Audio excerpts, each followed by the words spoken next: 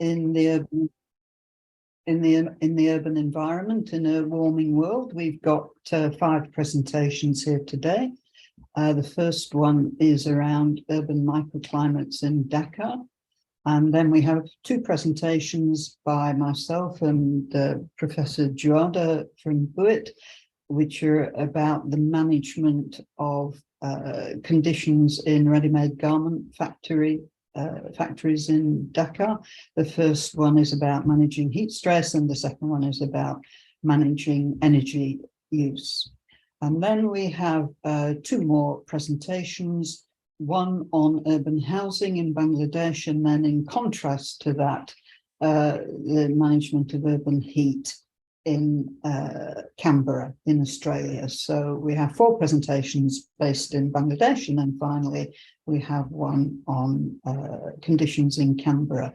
But everything is around the management of heat in the urban environment, either in Bangladesh or in Australia, taking account of the fact that the world is warming because of climate change and conditions will only become more severe in the future.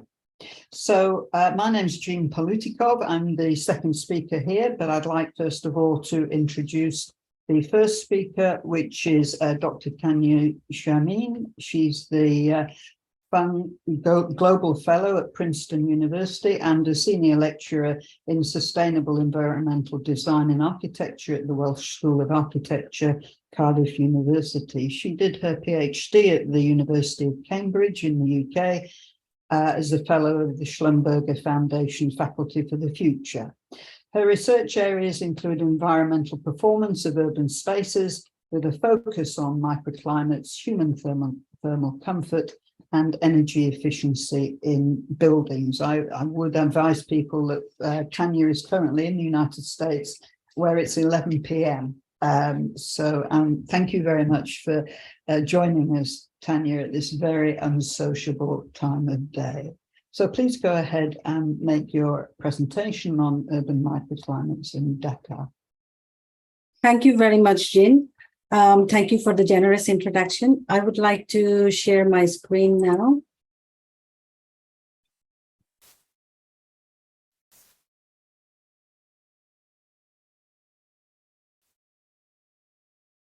Can you see my screen? We can, Tanya. And could you just remind people, because I forgot, that if they have questions for you as you speak, we will take them at the end of your presentation because of the unsociable time. And they should either put them in the chat or raise a hand when we finish your talk. Okay, thank you, Jean. I cannot see the questions at the moment because I'm just looking at my screen. So I will just skip the introduction slide. And the theme of our session is managing heat in the urban environment in a warming world. And I had been working on urban microclimate in Dhaka for past 10 years or so, which is urban heat is basically a very important component of urban microclimate. And I will present some field measurements and some recent remote sensing analysis that I have been doing.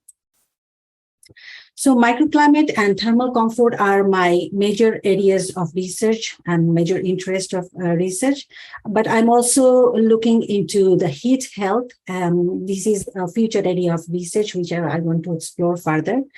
In terms of microclimate, I look into the relationship between urban form and microclimate. And the methodologies that I use is basically on-site microclimate measurements, CFD environmental simulations, building energy simulations, and recently remote sensing analysis. In terms of thermal comfort, I do both outdoor and indoor thermal comfort studies. And my area of interest is mostly high-density urban spaces. And I look into megacities in the tropics. And the methodologies that I use include subjective questionnaire surveys and statistical thermal comfort models.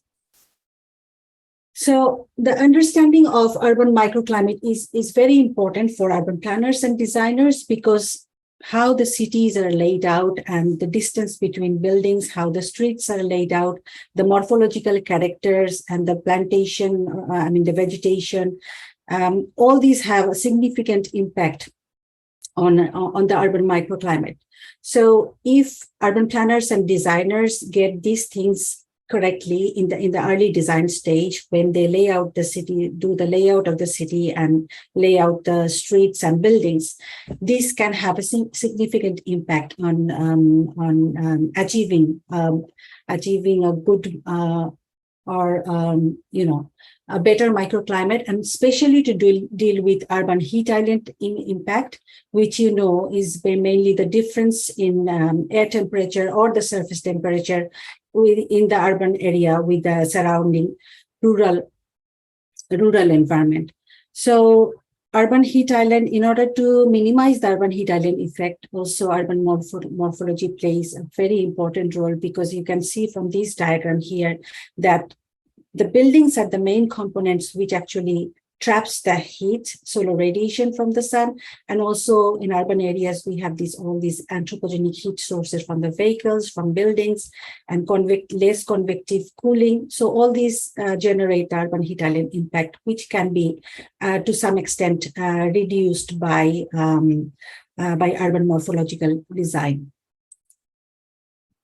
And in order to understand the impact of urban heat on human beings, it's very important to understand the concept of thermal comfort.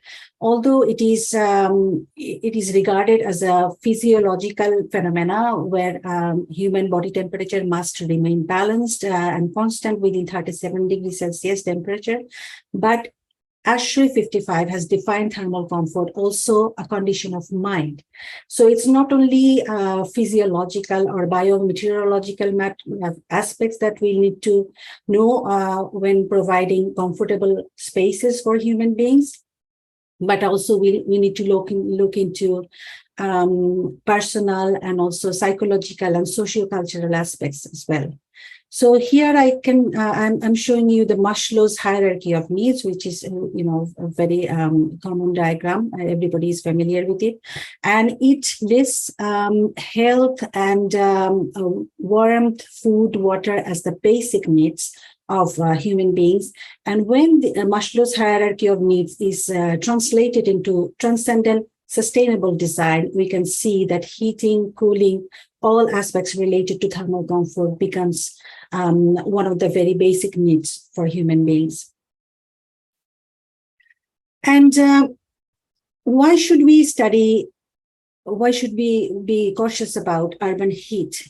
Because we need to know that it has a very significant impact on human health.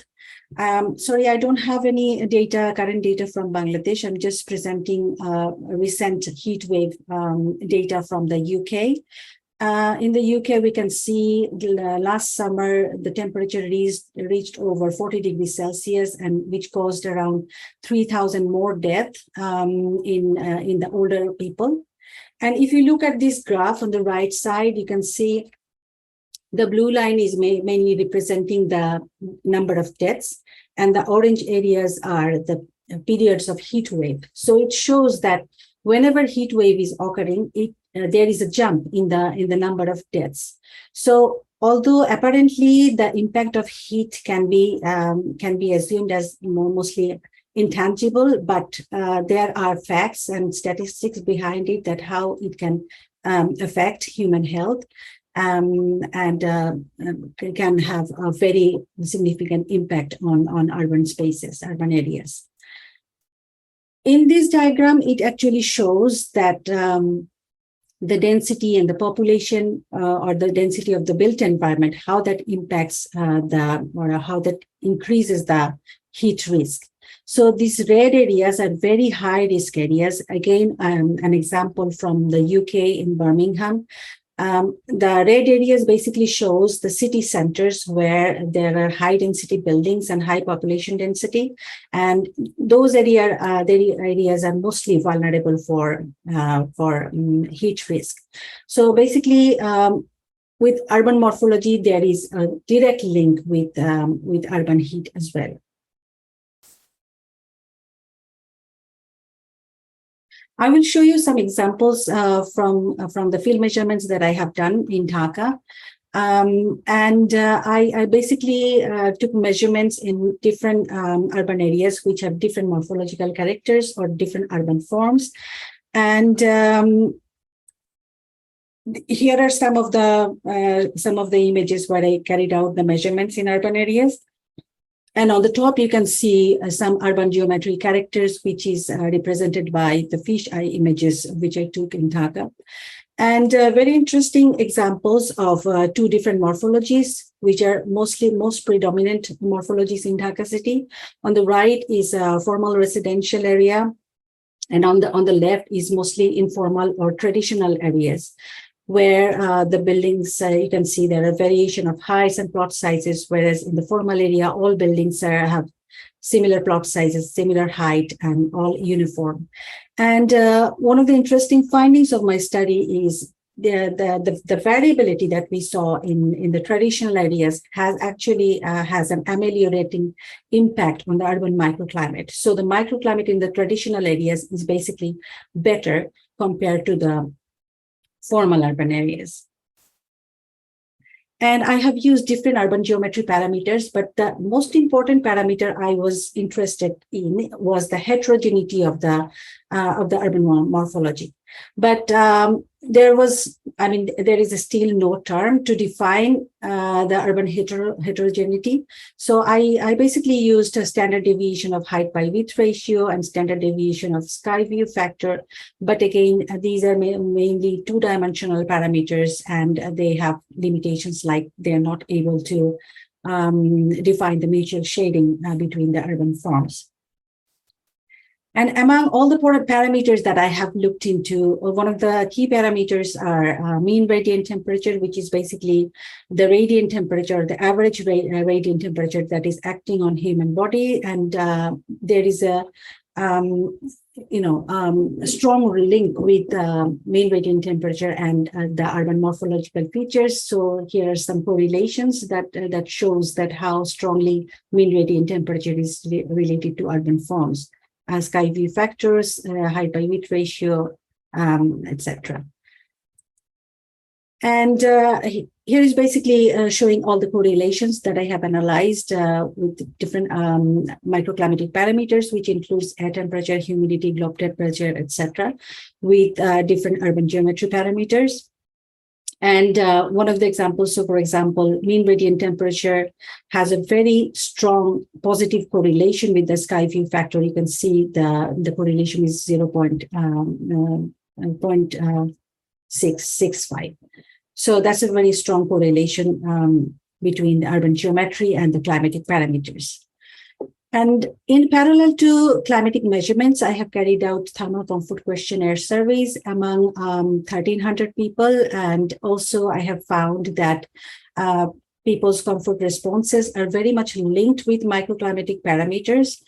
And also I have looked into different personal and psychological parameters, as well as people's adaptive behavior in urban spaces. And I have developed some ordinal logistic models to be able to measure the probability of different thermal comfort ranges.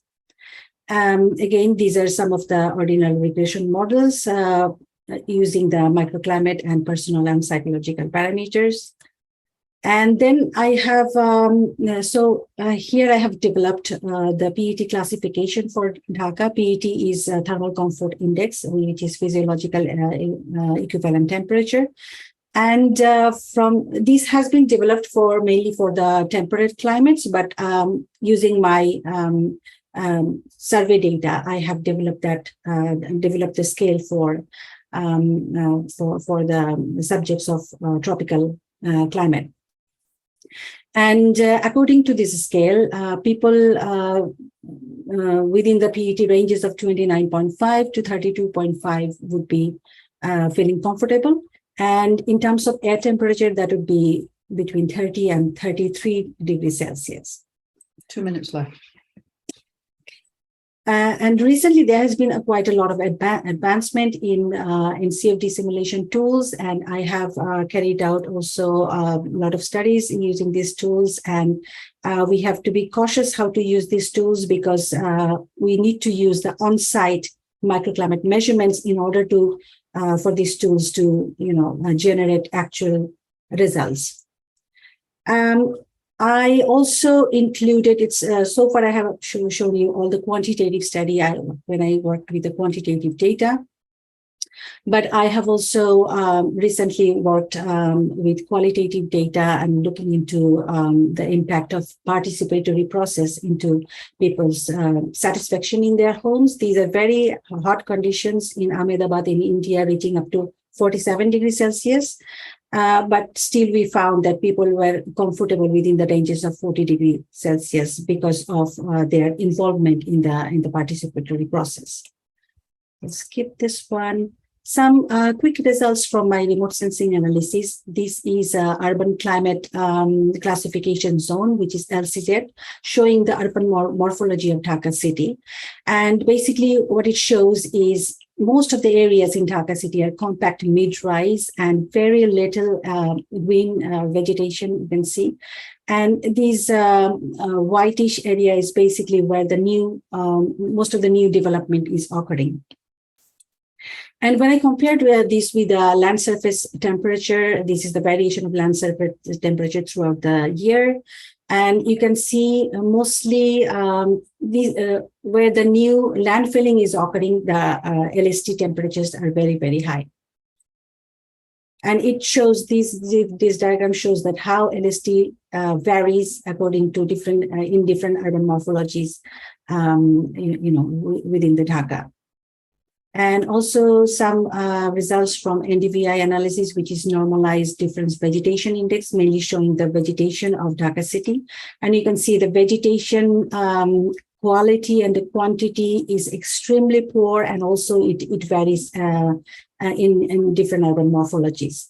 And also in the new areas, these are the mainly areas which are mostly buildings, and Dhaka has a very poor quality of vegetation. So, and also the areas where new development is occurring, vegetation quality is extremely poor.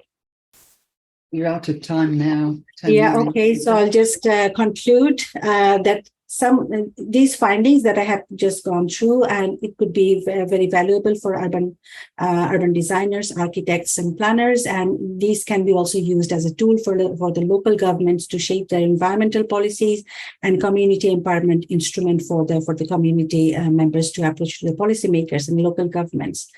And by working with the urban morphology and by getting them right in the beginning of the design or urban planning, we can actually address urban heating and minimize the adverse impact of heat wave and urban heat island. Thank you very much. The last slide, I have my email address if anybody wants to contact me with a question. Thank you very much.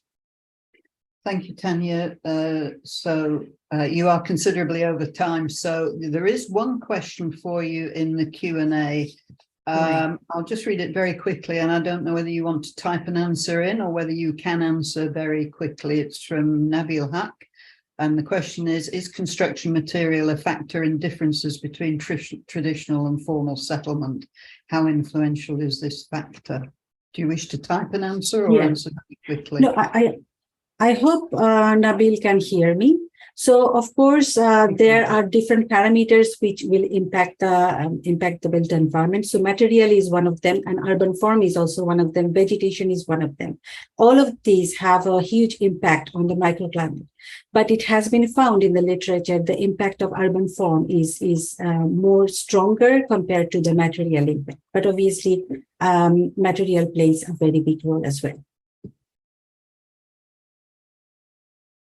Thank you very much for your talk. Okay, so we'll move on smartly. I'm the second speaker. I'm Jean Palutikov. I'm from Griffith University in Australia. I'm the founding director of the National Climate Change Adaptation Research Facility there.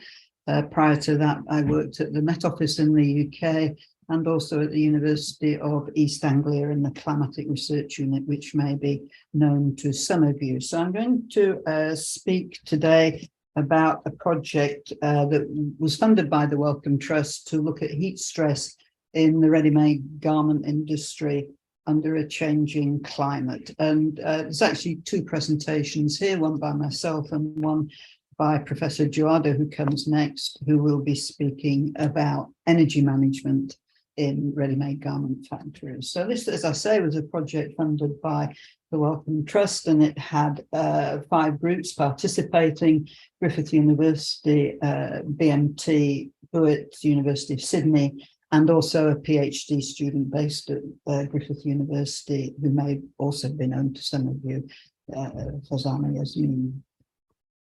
So what is the project looking at? Well, it's looking at heat stress and thermal discomfort in factory workers, and also energy management and sustainability in factory buildings. So I'm going to talk about heat stress and the management of heat in factories. And why is it important to understand this? Because conditions are already unpleasantly hot for workers in non-air conditioned factories. And secondly, because these conditions are expected to get worse in the future because the climate is changing, and as part of that changing, it's becoming considerably warmer. Just to have a look at a couple of these. So one of the effects of heat is on worker productivity, and there has been a study done by the ILO which estimates that for Bangladesh, the manufacturing sector loses 2.5% of working hours due to heat stress and thermal discomfort, and that's expected to rise to 5% of working hours by 2030, simply because of climate change and global warming. So there is an effect on worker productivity now in the future because of heat stress. If we choose to use air conditioning to address this issue, then we end up in a really bad place, because the future climate will be warmer. It will be necessary to use more and more air conditioning. Air conditioning is electricity dependent, and electricity in Bangladesh is primarily generated using fossil fuels, which in turn cause climate change. So you just get a vicious circle. Relying only on air conditioning would just make things worse. More air conditioning, more greenhouse gases, more warming, needs more air conditioning, and so on and so forth. So there's a need to address heat at the present day in factories and buildings in Dhaka and Bangladesh, and that need simply intensifies in the future.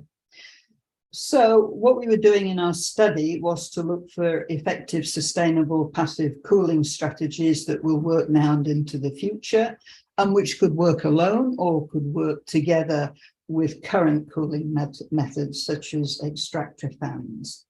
And we looked at 2 different approaches. One was to look at building methods, changing the nature of the building through installing a green roof, a white roof, or shading, and personal methods, such as providing workers individually with local fans or with strategic hydration regimes. And together then we looked in the study at the combination of building and personal methods.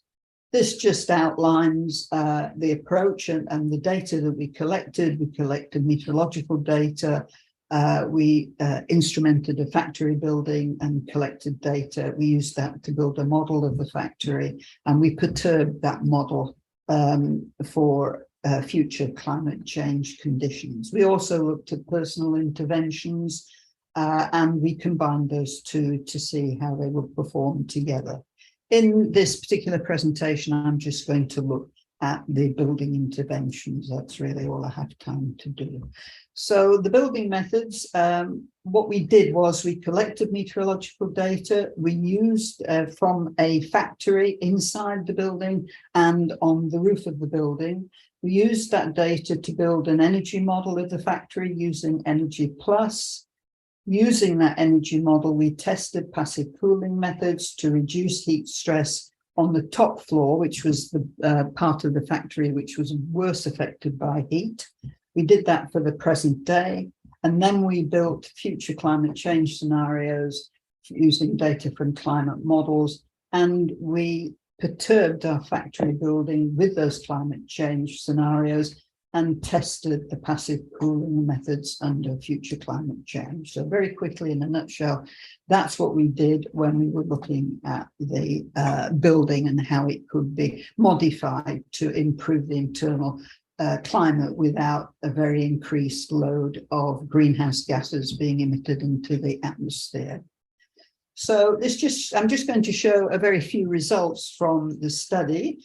So this is just looking at the temperature on the top floor of the factory in the hottest day of the year in which we took meteorological observations. And this just shows you the time through the working day from 7 in the morning till 5 p.m. in the afternoon, and how the temperature evolved. And the black line shows you the model baseline, and the dotted line shows you the measured climate in the factory building. So you can see that initially you can see that the model's performing pretty well. It's capturing the diurnal cycle and also the range of temperature, comparing the black solid line and the dotted line.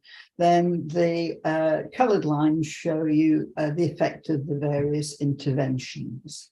So you can see that the passive cooling strategies altogether produce a cooling of around about 2 degrees. Marginally, the best performing methods are the shaded roof, the green roof, and the insulated white roof.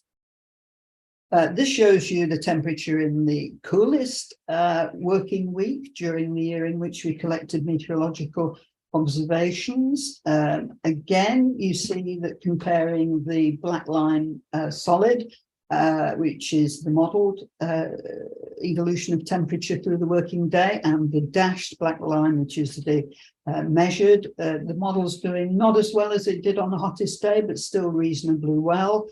And again, passive cooling reduces temperatures by around 2 degrees.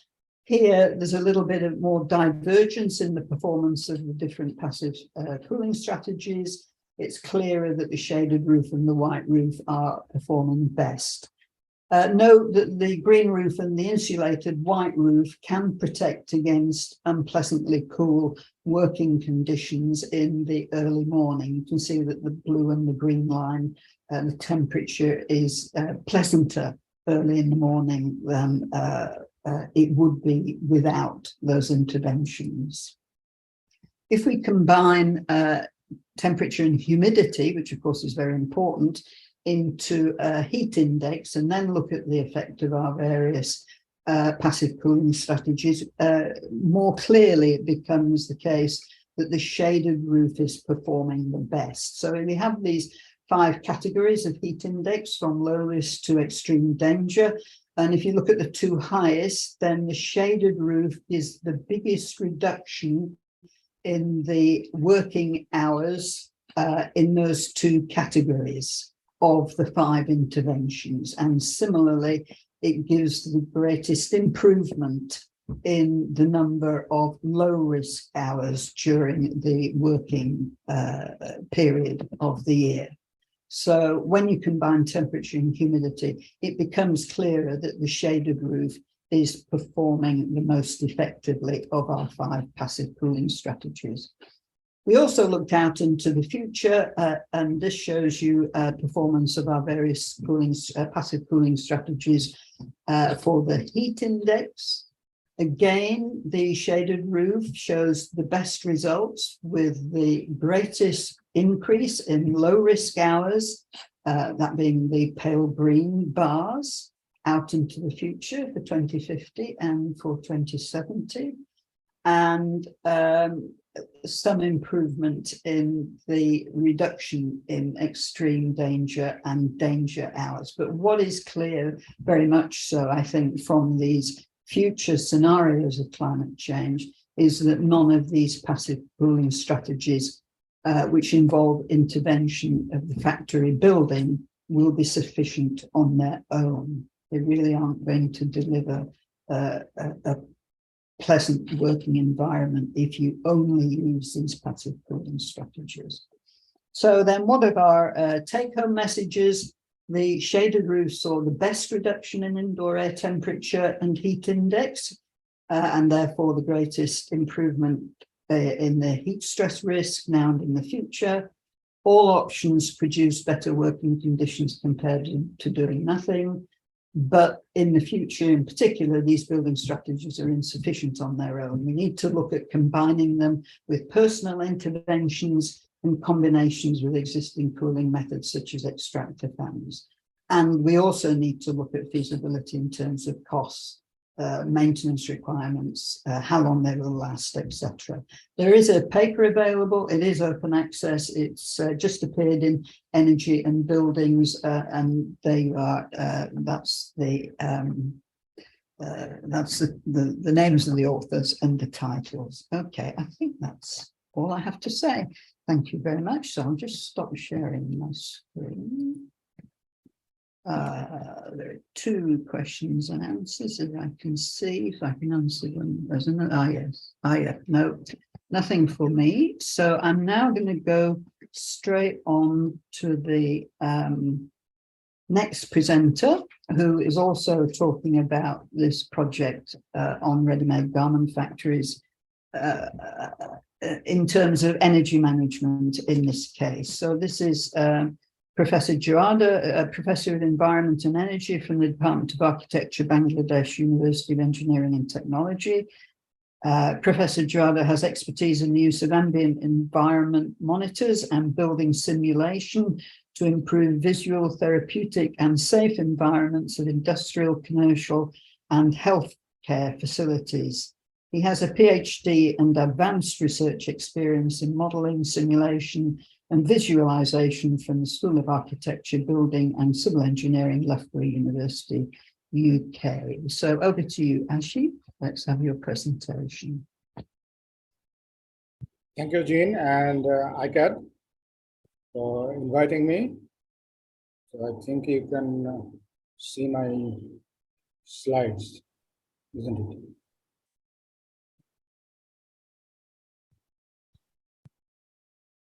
So I'll talk about the energy part of our project.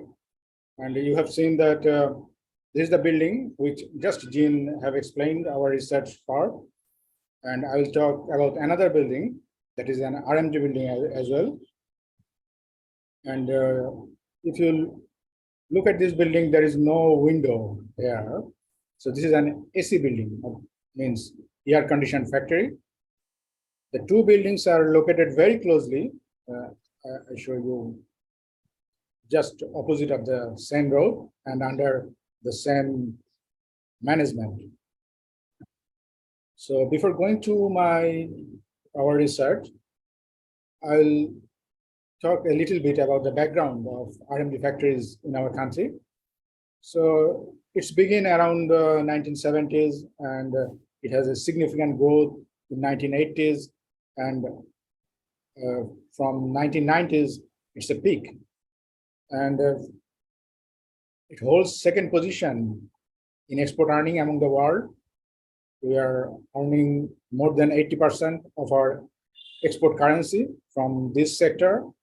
And more than 4 million, I think now it's 4.5 million people are involved in this industry. However, the working condition is always questionable. And before 10 years, the major concern for the working environment of these RMG factories was not comfort, but safety, because of some significant incidents on fire and building collapse. And just 10 years ago, nearly, we have the collapse of Rana Plaza.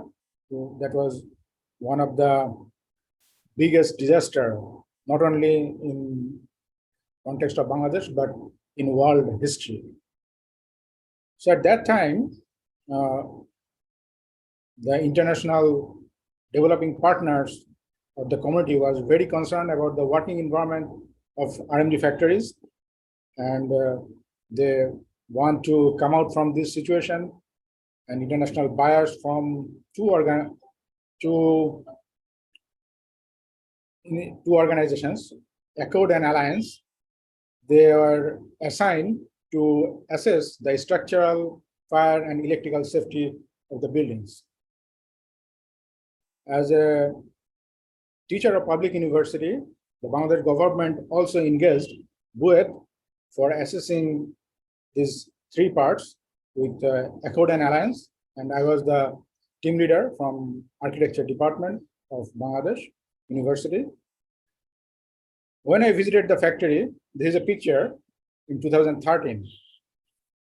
I was actually looking for the safety, but as my background is environment, I also found that when I entered the factory production area, I found hundreds of artificial lights and no daylight as well.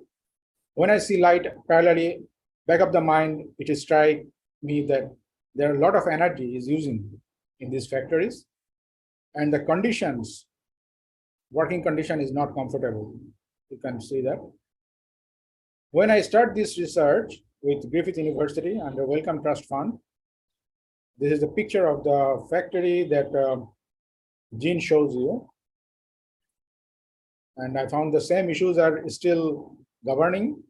There is no daylight, excess energy is using, and the working condition is not very much comfortable.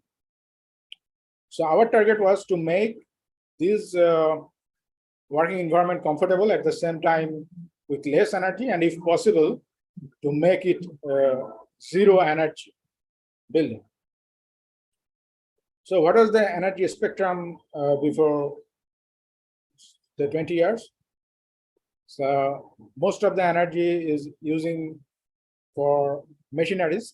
That is very natural, or that should be, because it's a garments industry. Next, it was lighting, that is consuming 30%. And for ventilation, it was 10%, although there is a question about comfort, that whether this ventilation is comfortable or not. So if you look at our case building, that is a steel structure building, and air conditioning system is installed for comfort of the workers. That was good because we are thinking about the worker. But if you look at the building materials and other aspects, like using metal sheets for roof, that was not very much aligned with the comfort system or protection of heat from outside. At the same time, if you look that there are a lot of lights, natural lights, daylight outside, but still people are working under artificial lighting. So our approach to make those buildings more naturally ventilated and lighted with some apertures.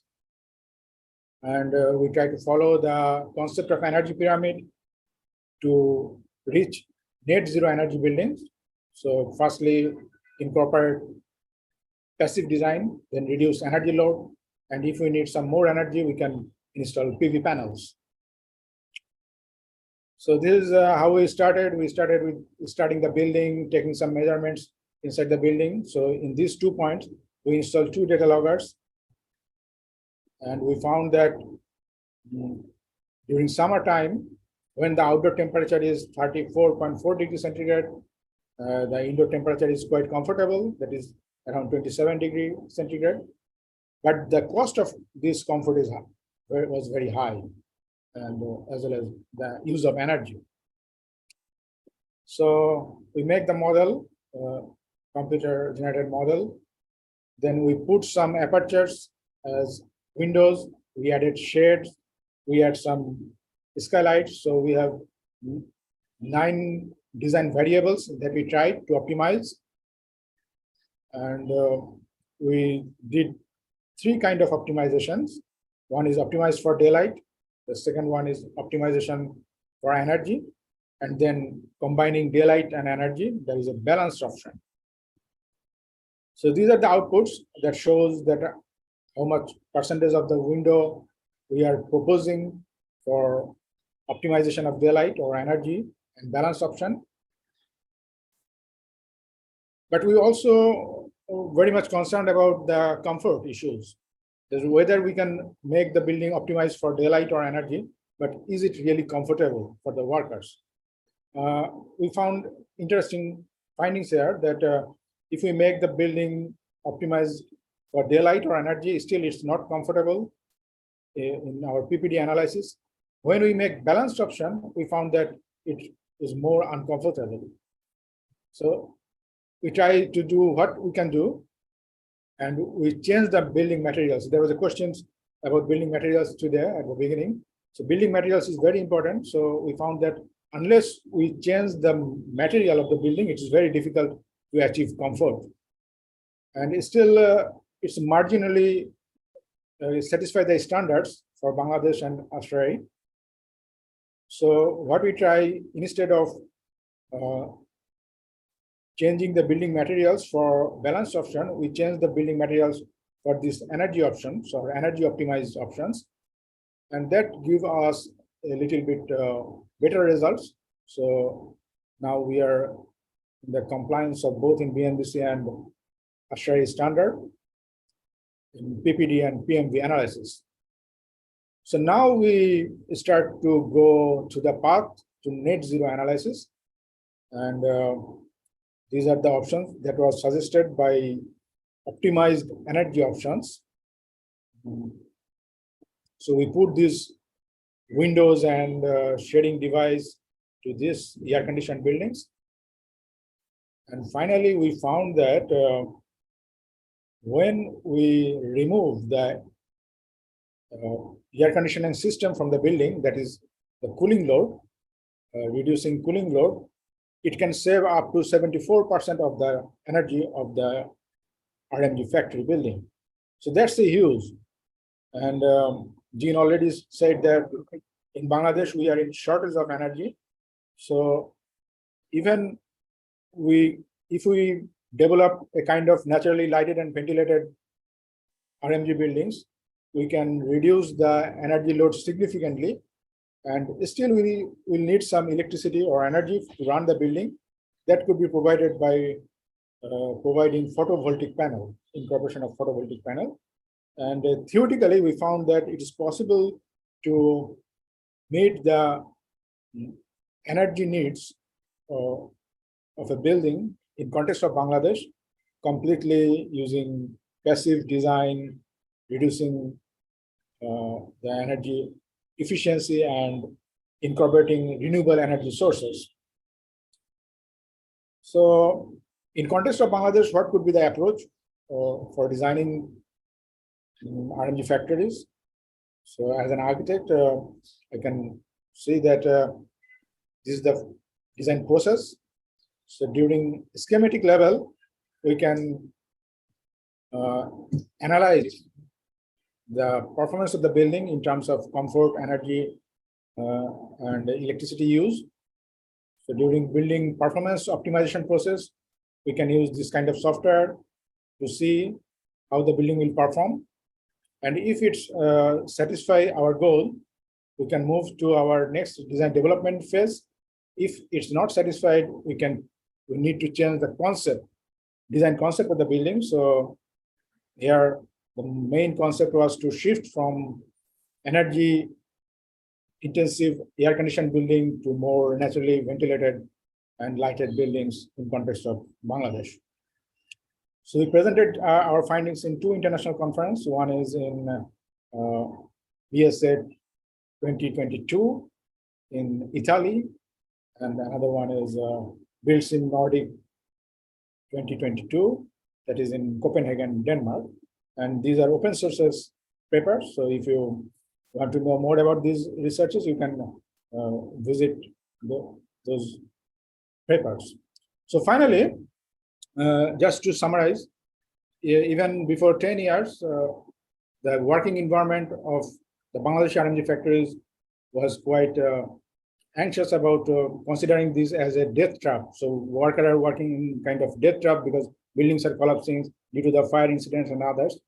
So now we are thinking about to make the working environment more comfortable, not only in terms of today's, but also in the future climate, the working environment and for the workers will be as comfortable as they are working in a AC factory.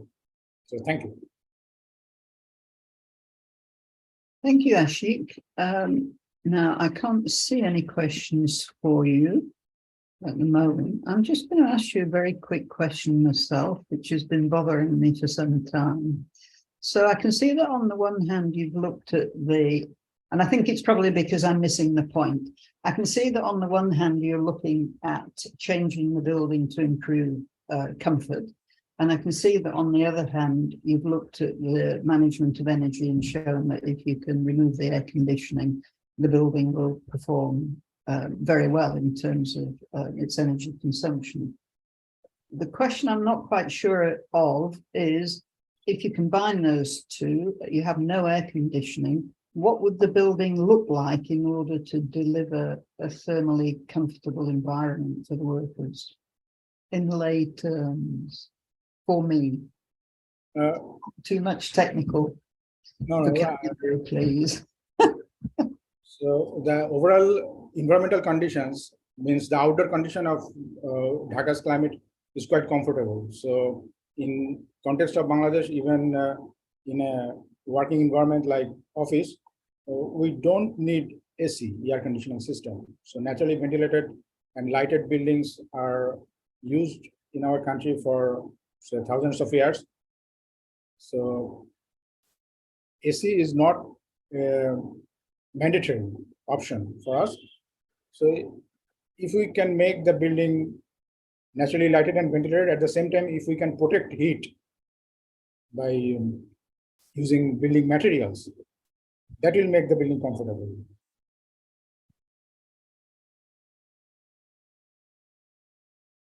Is that your question? I think. Yes. Yeah. Yes. Sorry, I'm just So it's looking. not like Australia or UK that we have must install some air conditioning system to run the building. Okay, right. I think in whole Bangladesh, more than 90% buildings are non-AC buildings. Yeah, that's true. But whether or not they're comfortable is a different matter, of course, isn't it? Yeah. Anyway, yes, we need to move on. I need to meet you sometime, Ashik, Dr. Tanya to has some discuss this with questions. you further.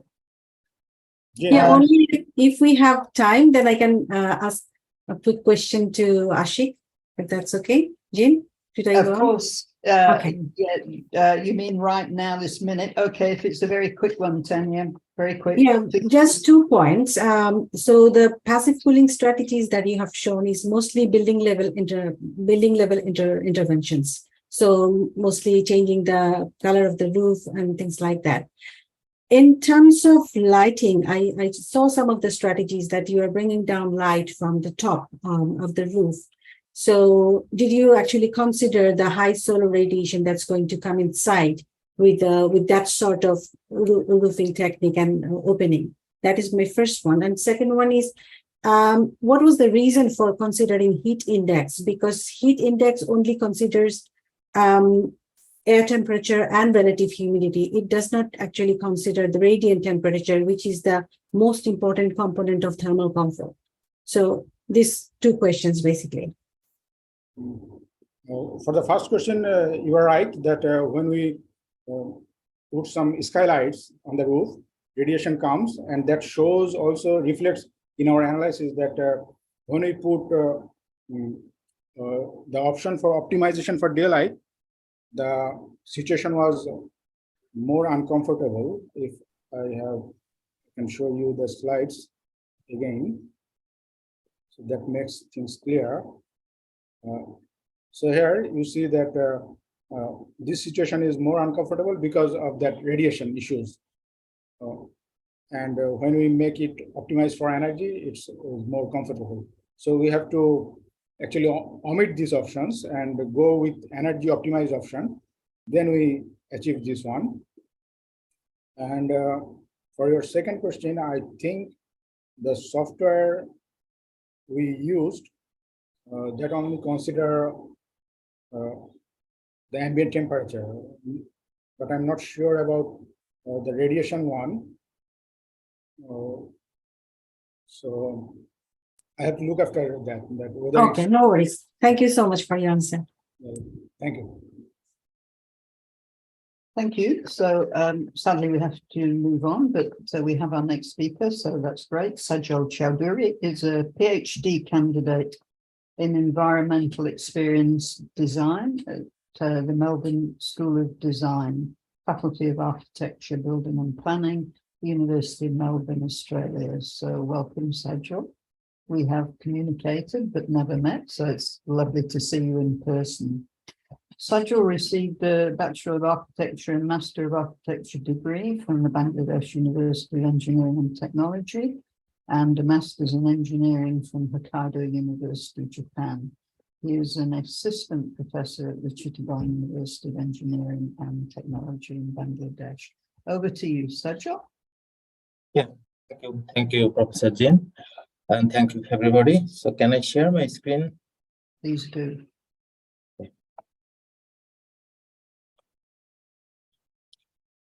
Thank you all for inviting me for this conference.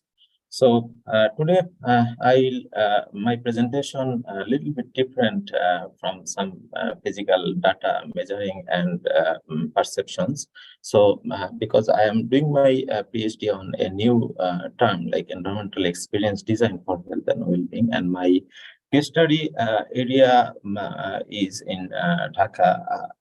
Low middle income people's housing. So I just want to focus the concept of environmental experience design today, how actually we as an architect or designer, we can use the experience, user experience into our architectural background, not just mentioning about the physical properties, but also some psychological properties. So let's try to give some glimpse about the user story, like experience. So you can see some pictures of like households. This is a bedroom, and you can see they always just there is a window and ventilation system, so daylight may come, but they always put or cover the window with a curtain because according to the users, a lots of problem about privacy, and lots of problem about dust and also glare.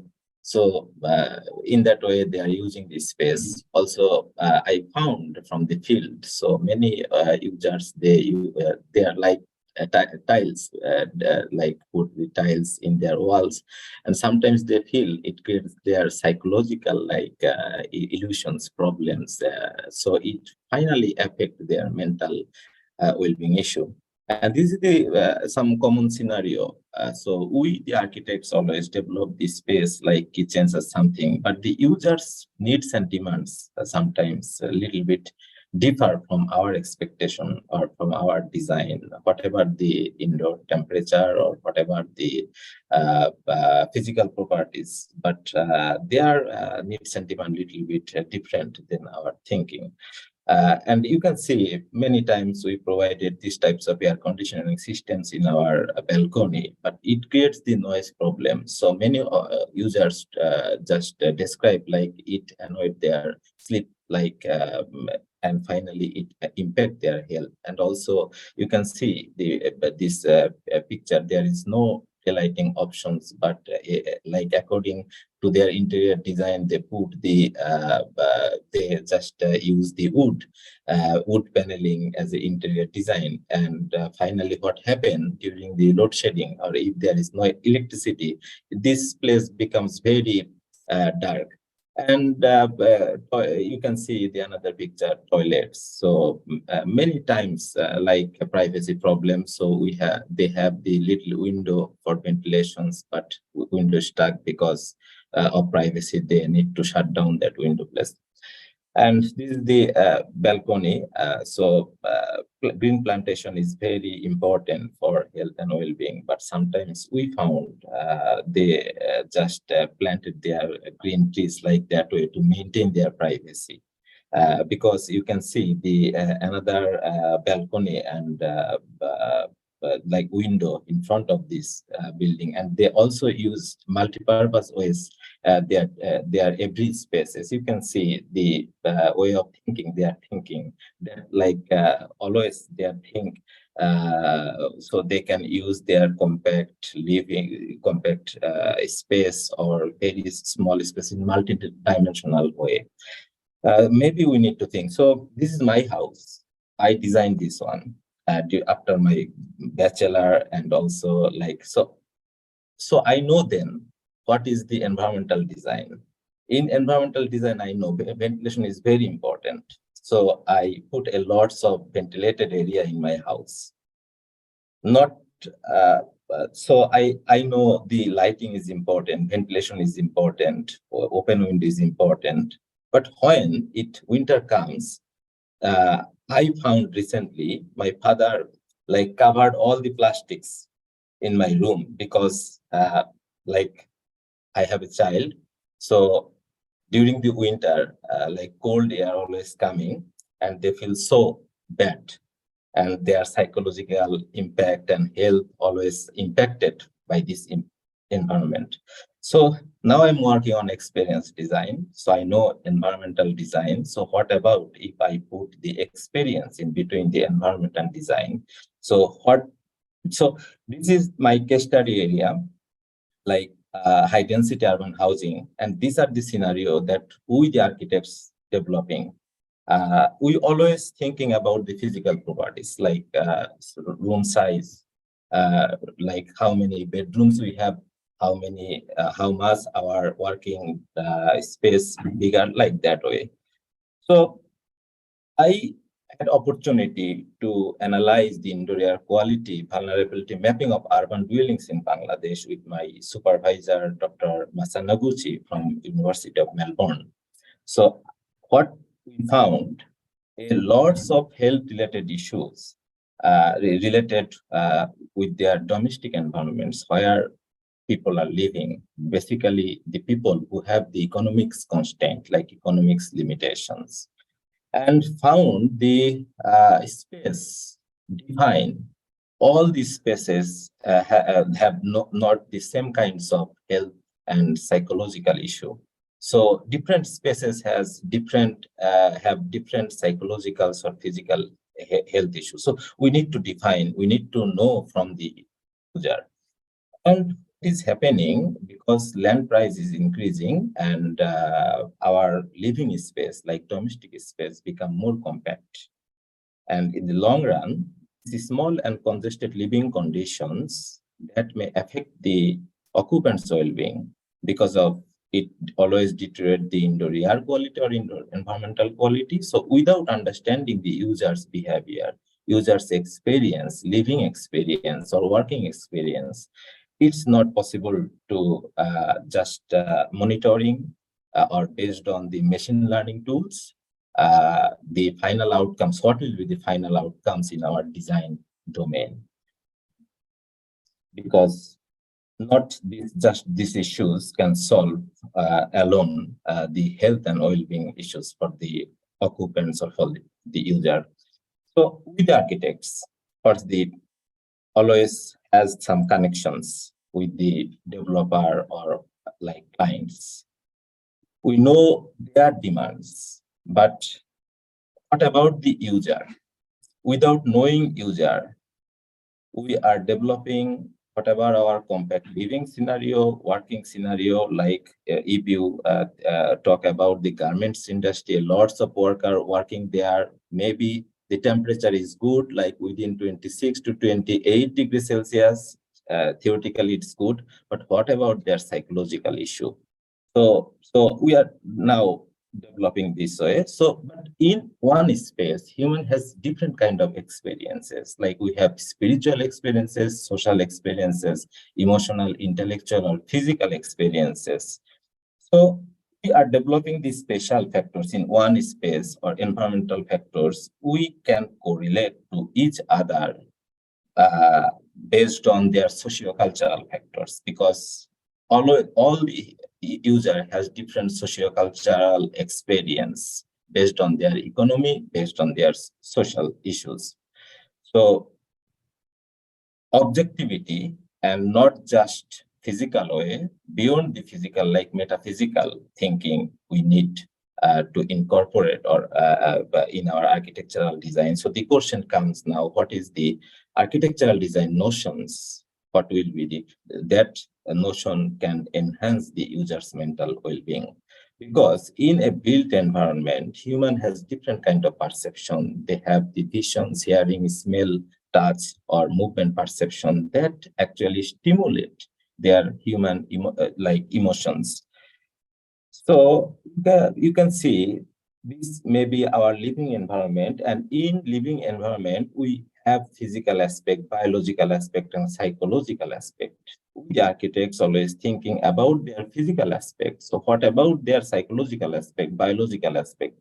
That may create a correlation with the user's perception, and finally the outcomes may impact the health and well-being. This is one of my findings based on the literature and some field studies. For example, this is the domestic settings. So according to the user, like domestic environmental experience, if I think, so there are lots of issues they are correlated in their domestic settings where they are living, like privacy, identity, safety, and aesthetics. So for example, there are in domestic space, there are lots of space like child bedroom, main primary bedroom, kitchen space, toilet space. We found the perception of occupants differ from one space to another space that I mentioned before.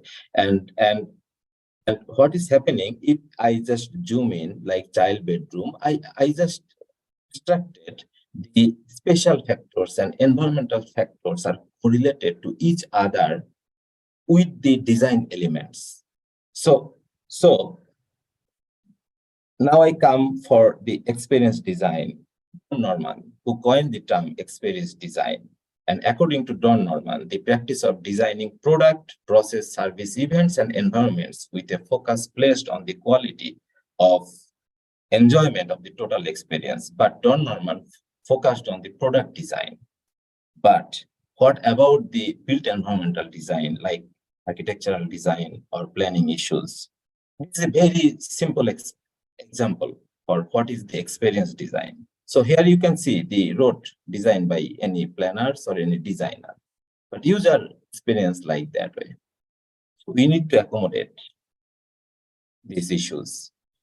User experience, like environmental experience design based on 4 spectrum: environmental design and psychology, human perception and phenomenology, mental health and well-being, and product user experience. And by see the history of milestone of user experience design, you can see it's not like a new concept, but always used in the product design, like Apple, like but 2017, Professor Dr. Masa Noguchi coined the first term environmental experience design that he called EXD.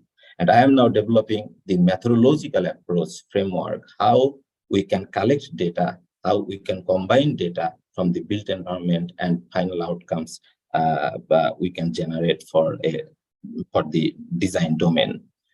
So that is the concept.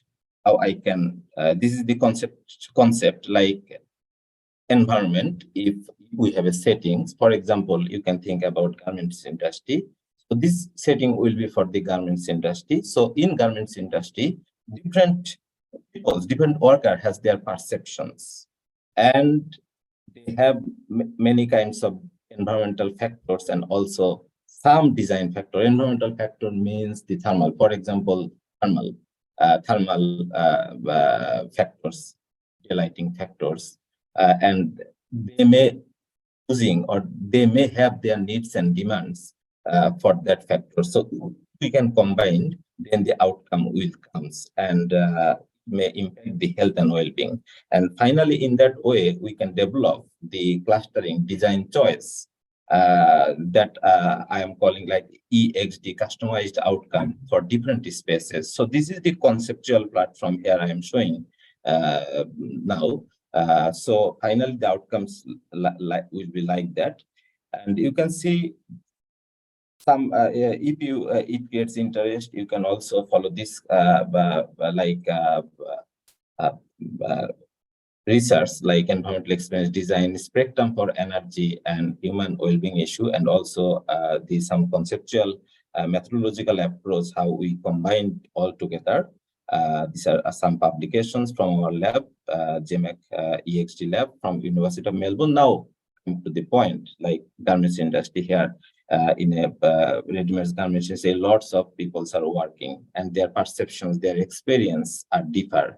So maybe physically, 20, like a standard temperature or a specific temperature may create comfort theoretically, but the perceptions or experience according to the user may be different, and that may correlate to the design issue. So psychological issues, metaphysical issues are very important to extract the final outcomes of EXT. That means environmental experience design. And that are some publications. And thank you for inviting me. Thank you all. Thank you, Sejal. Thank you very much. There's one very quick question, which I hope you can answer in the chat, from Dr. Zainal Abedin, who asks, says, thank you. Are you considering the designs for appropriate conditions for harmful insects like mosquitoes, cockroaches, termites, and rodents? Yeah. Thank you for your question. So why I mentioned what I mentioned here, like this is the conceptual diagram, how you can combine the all factor together. For example, insect or harmful like microbe and mold, they have many issues in any living place or environment. So information you need to put here, and according to that problem, you may or user may have some design decision or needs and demand. So here you can add this information, but this information may be differ according to the user's socio-cultural perspective or background, so that this experience is very important. And you can combine all the factors, not only just environmental factors, but if you have any other factors related to the design in this framework. And maybe later we will discuss more detail what is the methodological framework, how we can combine. That will be another issue. Thank you very much. Thank you. So now brings us to our final speaker, and a complete change in focus now to Australia and Canberra. So our final speaker is Dr. Fahim Tonmoy. He's Director of Sustainability and Climate Change at Deloitte and an Adjunct Research Fellow at Griffith University. Fahim graduated from Buit and completed a PhD from the University of Sydney. He's been working in academia and consulting for more than 15 years, focusing primarily on climate change risk management and adaptation planning. Fahim is a recipient of multiple awards, including the New South Wales Coastal Management Research Award, the Australian Coastal Council's Research Award, and the BMT Global Sustainability Award. Over to you, Fahim. Thank you, Jane, for kind introduction. Hello, everyone. It's such a wonderful thing to see so many diversity in the presentation in the session. We started with urban microclimate, then went to garment sector, then went to that user experience design. So it's really good to see this diversity. So my talk will be around how do we apply evidence-based approach in managing those urban heat issues that Dr. Tanya was talking about, and how do we focus on that evidence-based term, that it's not just making a thumb rule-based approach. How do we use different types of advanced simulation techniques to help decision makers make those decisions? So I'll be illustrating that through a case study from Canberra in Australia. I would like to acknowledge all my colleagues, different planners, engineers who contributed to this project. So the first thing is an urban heat island is nothing new. It's not a new concept at all. As we heard from Dr. Tanya, that it has been first introduced by Luke Howard in 1818, a long time ago, when he first talked about in his book that central London's temperature was 2 degrees more compared to the surrounding countryside. So it's not a new concept. It's been with us for a long time. Essentially, we're putting a lot of buildings and roads and concretes and bitumens in our built environment, which is trapping temperature and not allowing it to release, and then releasing it at night and not allowing it to cool down during night, which is essentially increasing the temperature. So that's the fundamental concept, but it is becoming more important these days because our cities are growing, as fast as it can. A lot of people are moving into cities. So a lot of people will be exposed to this sort of environment. And the other thing is the climate is changing. In last 40 years, we didn't had a single year where our mean temperature was below average. So every year has been more than an average temperature. And no matter how you slice the data, it's a global globally in the northern hemisphere or in the southern hemisphere, doesn't matter. The trend is clear. And climate scientists are telling us that it's not going to stop anytime soon. And if we look into future projections, we are expecting about between 2 to 3 degrees at least towards the end of the century. And what it means, if we have that mean temperature increase, it will increase the extreme as well. So it will increase the extreme end of the spectrum, which is a lot of more heat waves, a lot of more extreme heat days. So a lot of people are moving into cities, and we will be having those extreme heat waves more frequently. And heat wave has a big impact in human health, as we heard from Tanya as well, that in Australia, it is the biggest killer in terms of natural disasters point of view. Since in 1900, extreme heat related issues have killed more Australian compared to all other natural hazards combined. So in this figure, one person is 100 death. So you can see the stark difference between the scale of death from extreme heat versus other natural hazards. So it's really critical that we should do something about it. And that's where this project comes about. So and a lot of governments have started to do something about it. And so this project is based in Australian Capital Territory, and Canberra is the capital of ACT. So ACT has a relatively moderate climate. It has very cold winter, and the summer, if you look at just the average temperature, it doesn't go even over 30 degrees. But if you look into the extreme conditions, like sometimes you can get 40, 41 degree hot days during summer. So the extreme conditions sometimes you experience in Canberra. But the built design, like houses, are not designed in that way because it's a predominantly cooler climate. So ACT government wanted to do something about it, because if you can see they already experience 40-degree days now. It will increase more in going forward in the climate change condition. So they have tried Australia Fast thing. It's one of the first thing in Australia they have done, that they have imposed a planning approval criteria that if a developer is trying to build a new area, they need to demonstrate that through some evidence-based approach that no net new heat is generated from their new design. So it's just to ensure that we are not creating another urban heat island issue. So it's a very new concept that they're trying at a policy scale. So we worked with the client to help them. Okay, how do we create those evidence so that they can test their design and convince ACT government that their design is the lot of heat mitigation measures are embedded and it will not increase new heat. So that's a bit of project background. And how do we create that evidence base? It is called a simulation technique, microclimate simulation, which is a number of tools available there. Essentially, it is a a CFD, computational fluid dynamics type of simulation, which mimics what happens around our built environment. It mimics, it creates a digital twin of the area, putting all the built environment, building, roads, trees and everything, and then try to simulate, given that condition, what will be the temperature distribution, what will be the wind flow distribution across the study area. So that's a very advanced type of simulation technique.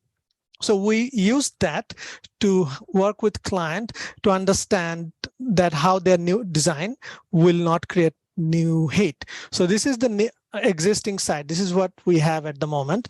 And the plan is that this is a nice brewery here in the middle. So this will stay, and anything around that will be replaced by new buildings, residential, commercial, a lot of high rises will be coming here.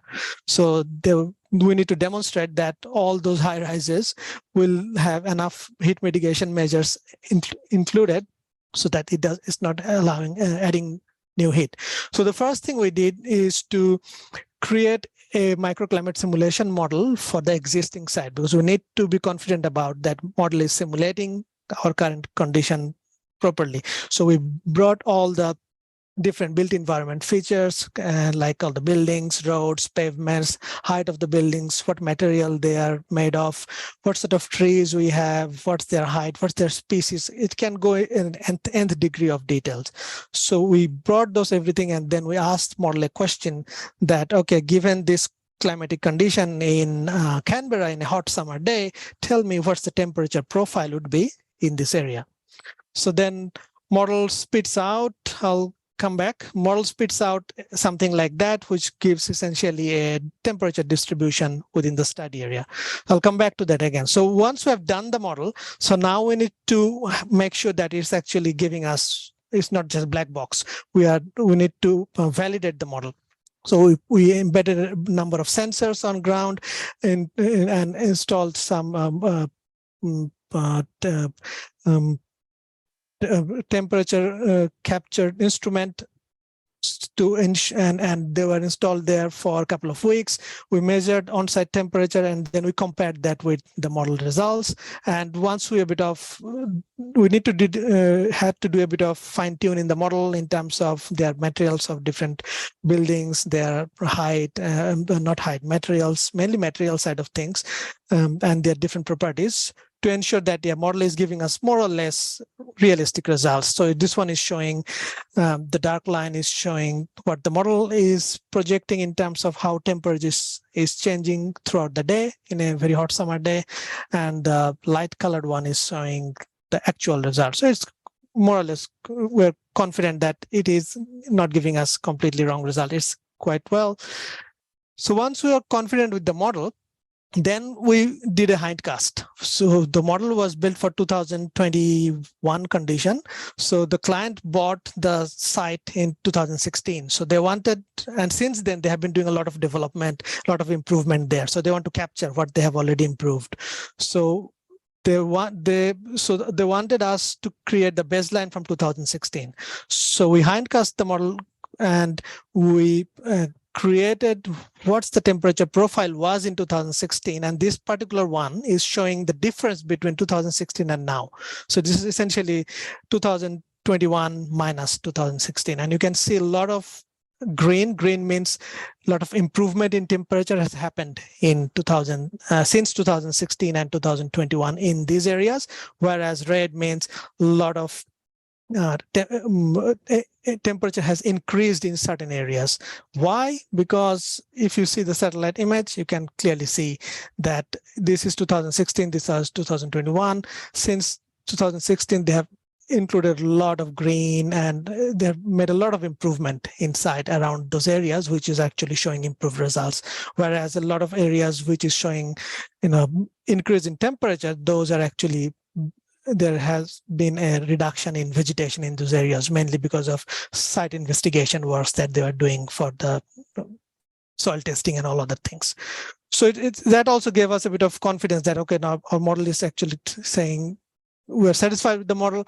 Now the thing is we need to build the future site condition. So then we developed the future site conditions which is essentially working with architects and planners to think about what they're thinking in terms of future, and how many buildings they are thinking, how many heights, what would the height of those buildings, what sort of material they are planning to use, what type of tree they want to plant. A lot of detail went into that.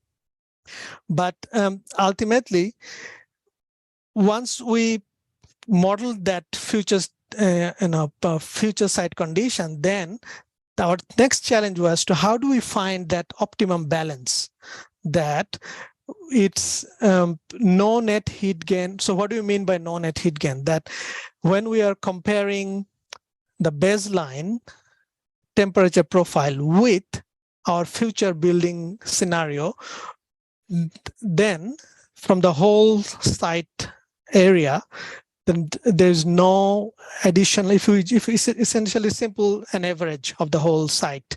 If we take a average of the whole site in 2016 and then compare the average of the whole site for the future site profile, then we'll be able to find out whether we are actually getting in temperature reduction or increase. So yeah, so I'm almost done. So what sort of things we tested is probably worth mentioning, that if we just apply their future, what architects want to build there, then it's on its own, it's not enough, because there are a lot of concrete and roads will be built in this area, so it is not enough. So we needed to test different heat mitigation measures, like at least 30% tree canopy cover, a lot of rain gardens, a lot of areas with active irrigation, which allows them to keep moisture in the site. And some of the other things like white roof, using high reflective roof in all the buildings, green roof. We heard from Jean that how useful can be this white roof and green roof in terms of reducing temperature in the building scale. Also, they help in reducing temperature at a precinct scale as well. So we ran a lot of simulations, essentially, then tried to find out the optimum condition that will help the developers maximize their built area, because their main thing is they want to build more area because that's where the money is. But they need to also ensure that they have sufficient amount of these heat mitigation measures embedded so that they're not going over that heat threshold. So we worked with them to come up with a number of thresholds, which we proposed to government. So thresholds are something like maximum 30% area can be built, at least 12% area has to have a mature tree, at least X percentage area has to have active irrigation, X number of buildings have to have white roof, they can have maximum X number of height in this building. So we created those thresholds that the government can monitor over the years, that when new buildings design are coming, they're checking against those thresholds. So that's in a nutshell. So just summarizing is, managing urban heat is really critical because climate is changing and there is no one silver bullet. There's no one solution that can solve it. There has to be a suite of solution, like what I discussed here. There has to be a suite of solution that needs to be implemented, and really important that evidence-based approaches are used for this sort of things. And we have those advanced simulation technologies available under our disposal to help decision makers for those. Thanks, Jen. Thank you, Fahim. We're pretty much out of time. I don't know if there's one question. I can't see anything in the chat. Yes, Tanya, go ahead quickly. Yeah, very quickly. So I have a question regarding, first of all, thank you very much for the excellent presentation. And the question that I had is regarding the validation of the model, because, in ENVIMAT, it can produce very erroneous result if the input is not correct. And regarding the validation, I can see you have measured the environmental parameters on your site, and I can also see one of the data loggers that is actually without Stevenson screen. So that will be subjected to direct solar radiation, and the air temperature it will measure will be actually a couple of degrees higher compared to what actual air temperature is, 100%, yes. So and I think that's the why initial measurements have to be correct, and they have to be carefully monitored. And the second point I have regarding the very last slide of yours, where you show all the urban arrangements, I think alongside air temperature, you also need to think about wind speed. It's the NVMet results that you show. The previous slide, sorry. Yeah, I think you also need to consider wind speed, because in urban, such a high density area, you need to flush out all that heat that is building up, right? So I think considering the wind speed would be an important parameter. Yeah, 100%, yes. The wind speed was the one of the main determinant of this temperature distribution. If you change the wind direction and speed, the whole profile changes. Of course, And yeah. so, and also we worked with architects to come up with an optimum arrangement so that the predominant wind direction doesn't get hampered, and it doesn't become like a heat sink. So that NVMet also helped us to find that optimum positioning of the buildings. Yeah.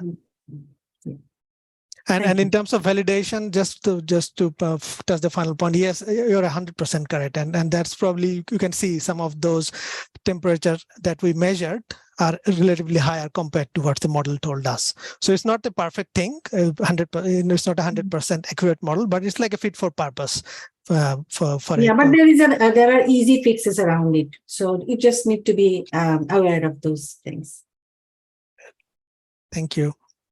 Okay, so thank you. I'd just like to thank everybody for participating. It's been a fascinating session, which has ranged very widely over many topics and many places. I'd also like to thank the participants who patiently been with us throughout. So I hope they've enjoyed everything that we've had to say. And I'd especially like to thank Tanya for staying up well beyond her bedtime, I suspect. So just thank you to everyone, the speakers, the audience, and to the Gobishona organizers for allowing us to make these presentations and to have a really fascinating session. So thank you, everyone. And I'm going to sign out now. Bye-bye. Thank you. Thank you. Thank Bye-bye. you, Jean. Bye. Thanks, everyone. Bye. Bye, everyone. Bye. Thank you, Jean. Bye-bye.